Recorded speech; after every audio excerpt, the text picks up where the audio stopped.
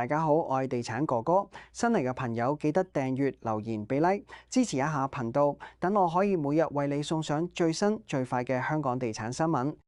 今日係2026年5月6日，星期三。前政務司司長陳方安生、家人方敏生同丈夫張玉堂以1540萬售出愉景灣特色單位，持貨13年，帳面賺160萬，更係5年內第3度沽貨，累計套現逾6500萬。由於愉景灣屬低密度海景度假式社區，特色單位向來有一定吸引力，買家多數唔止睇樓價，仲睇生活質素同珍貴度，所以就算市況未算全面大旺，靚盤都可以有承接。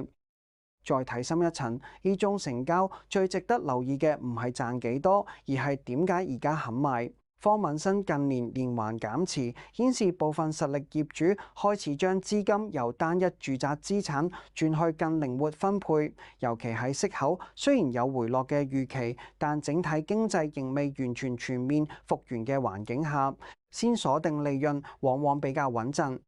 轉睇下西營盤 AY128 租務開放式單位，實用178尺，以每月1.3萬租出，尺價73蚊，放租僅10日零議價，同區單身客一體即租，業主回報5.3厘，遠勝定存回報。呢個納米盤2010年落成，步行5分鐘到達地鐵站。超市餐廳齊，適合年輕上班族。單位全裝修，廚廁企理新淨，家電一應俱全。美聯指市區細單位租務升溫，首季成交量升20%，租金指數升3.7%。因青年置業難，公屋聯會調查近半青年都表示樓價太高，負擔唔到，好多都轉為租樓，令到供應短缺，推高業主議價力。對比九龍，港島租回報高1厘，預計暑假高峰期會再升。從投資角度睇，依類納米樓買入成本低、流動性高、蝕讓風險細，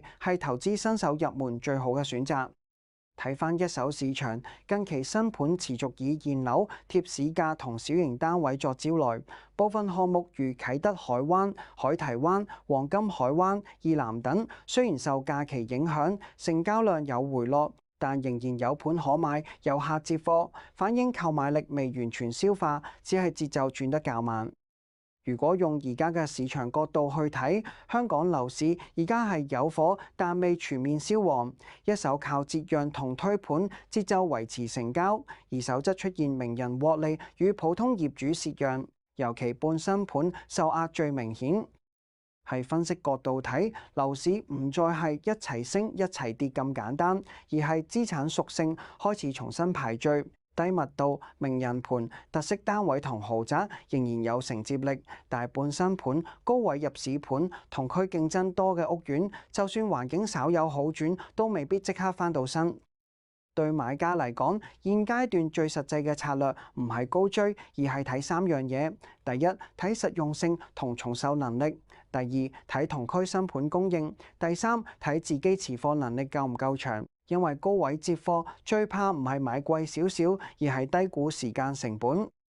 今日就講到呢度，未訂閱嘅朋友歡迎訂閱。